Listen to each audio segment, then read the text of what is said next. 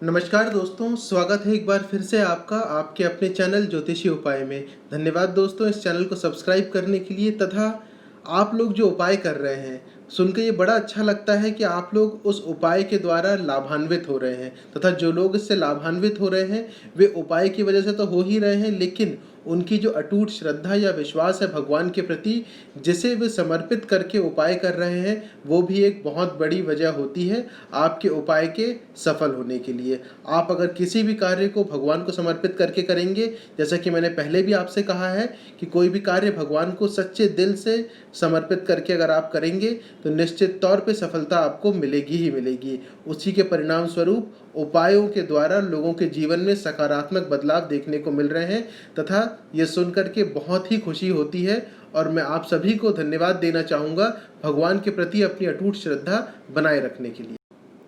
दोस्तों, आज का जो वीडियो है ये वीडियो हमारे हिंदू धर्म में मनाए जाने वाले धार्मिक त्योहारों में से एक त्यौहार के ऊपर है, जो कि कुछ ही दिनों में हमारे यहाँ आने वाली है या होने वाली है, जिसे हम मनाने भी वाले हैं। उस त्यौहार का नाम है नाग पंचमी। नाग पंचमी जो है सावन के महीने में मनाई जाती है।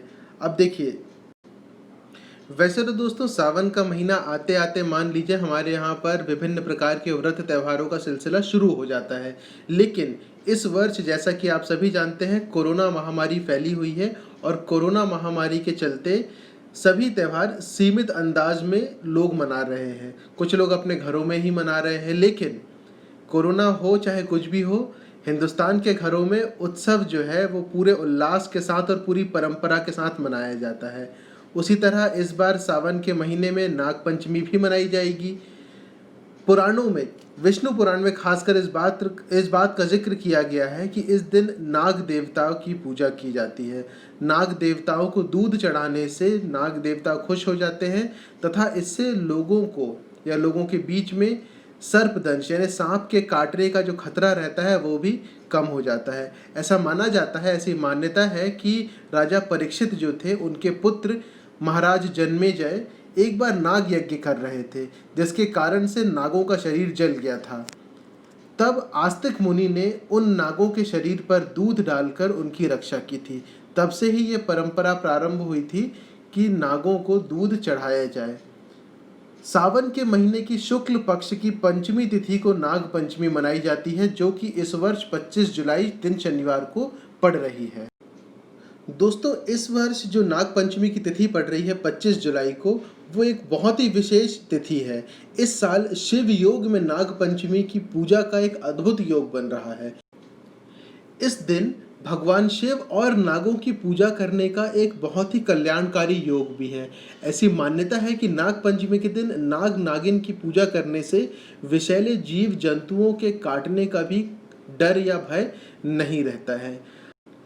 तो दोस्तों, इस बार किस तरह से आपको नाग पंचमी के दिन पूजा करनी है, नाग पंचमी की तिथि और पूजा का सही समय क्या है, उसकी जानकारी दे देते हैं। जानकारी देने से पहले मैं चाहूँगा कि आप इस चैनल को एक बार सब्सक्राइब कर लें, जिससे कि इस चैनल में दिए जाने वाली कोई भी जानकारी, किसी भी वीडियो के माध्यम से अपलोड किए जाने वाला कोई भी उपाय आप तक सर्वप्रथम पहुँचे। उसके लिए बेल आइकन ज़रूर दबाइएगा। सब्सक्राइब कर लिया हो तो धन्यवाद आपका। दोस्तों, अब शुरू करते हैं जानकारी। नाग पंचमी जो है वो शनिवार 25 जुलाई 2020, मतलब इस वर्ष 25 जुलाई दिन शनिवार के दिन नाग पंचमी की पूजा का मुहूर्त है।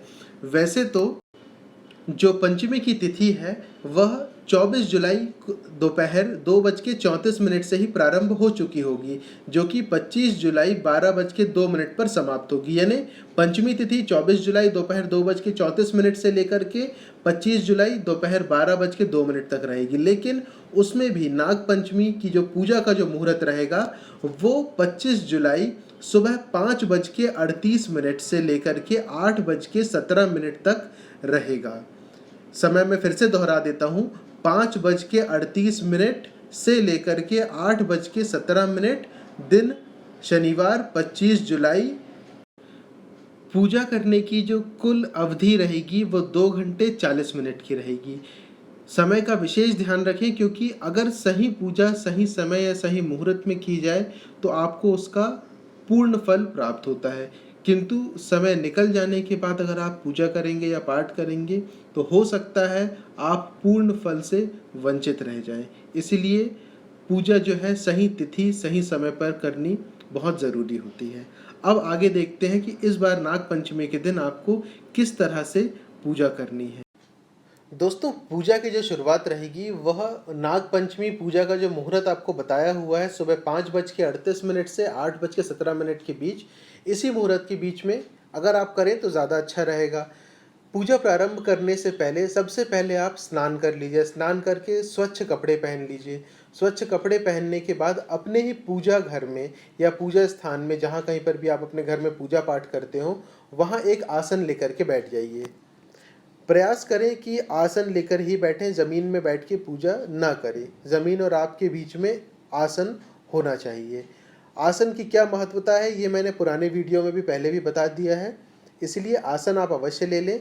इसके बाद सबसे पहले भगवान गणेश का ध्यान करें, क्योंकि दोस्तों वैसे भी हिंदू धर्म में मान्यता यह है कि गणेश जी जो हैं, भगवान गणेश प्रथम पूज्य माने जाते हैं। इसलिए किसी भी प्रकार की पूजा पाठ करने से पहले हम गणेश जी का आवाहन, उनका स्मरण, उनका ध्यान अवश्य करते हैं। इसीलिए नागपंचमी की पूजा प्रारंभ करने से पहले भी भगवान गणेश का ध्यान अवश्य करें। उसके बाद भोलेनाथ और माता पार्वती का विधि विधान से पूजन करें। अक्षत, पुष्प, चंदन, नैवेद्य, गंध, धूप, दीप, इन सब से विधि विधान के द्वारा माता पार्वती और भोलेनाथ का पूजा अवश्य करें। इसके बाद महादेव का रुद्राभिषेक भी इस दिन करना विशेष लाभदायक होता है। आप चाहें तो स्वयं भी रुद्राभिषेक कर सकते हैं, नहीं तो अपने घर में किसी पंडित जी को बुला करके किसी ब्राह्मण के द्वारा रुद्राभिषेक करवा सकते हैं। ध्यान रखिएगा कि जो भी पूजा पाठ आप करें, प्रयास करें कि वह आप अपने घर में ही करें। इसके बाद आप जब भोलेनाथ और माता पार्वती की विधि विधान से पूजा कर चुके होंगे, रुद्राभिषेक हो चुका होगा, इसके बाद नाग नागिन का मिट्टी की एक प्रतिमा बना करके, ध्यान रखिए मिट्टी का इस्तेमाल करते हुए आपको नाग नागिन की एक प्रतिमा बनाना है, जिसकी आपको आगे चल के पूजा पाठ करनी है। अब वो कैसे करना है?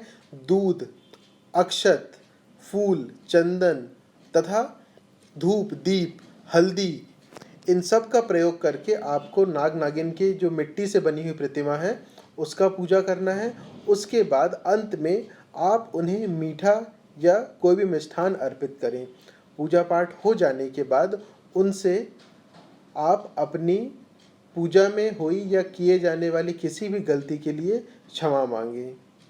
पूजन सामग्री अर्पित करने के बाद महादेव से आप अपनी बाधाओं को दूर करने की कामना भी करें।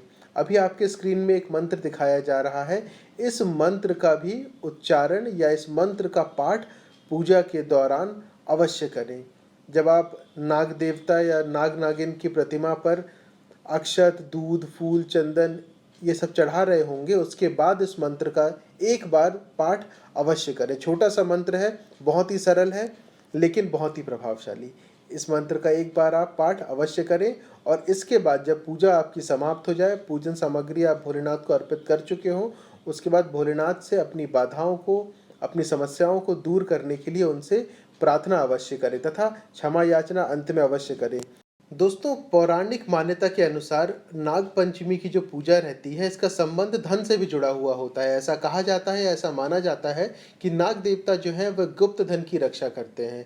या कई जगहों पर हमने देखा या सुना भी है, किसी कहानी में भी सुना है हमने, कि जहाँ कहीं पर भी पुराना या गुप्त धन छुपा हुआ रखा है, कोई न कोई नाग उसकी रक्षा या रखवाली अवश्य कर रहा है या करता है। इसी कारण नाग पंचमी के दिन नागों की पूजा करने से जीवन में धन समृद्धि या धन समृद्धि का भी आगमन होता है। धन धान्य की वृद्धि भी हमारे जीवन में होने लगती है। इसी दिन या नाग पंचमी के दिन जो व्रत करता है उसे मनोवांछित फल की भी प्राप्ति होती है। इसलिए कहा जाता है कि नाग पंचमी के दिन नाग देवता से धन धान्य और समृद्धि की भी कामना पूजा के समय करना चाहिए।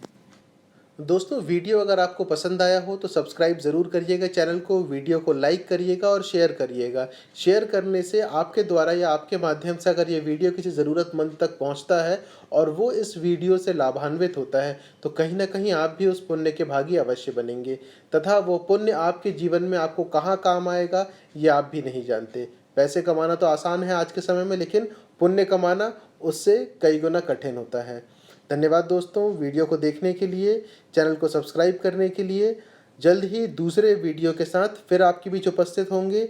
चैनल को सब्सक्राइब अवश्य कर लीजिएगा, बेल आइकन ज़रूर दबा लीजिएगा, जिससे कि इस चैनल में अपलोड किए जाने वाली कोई भी जानकारी या वीडियो सर्वप्रथम आप तक पहुँचे। धन्यवाद दोस्तों।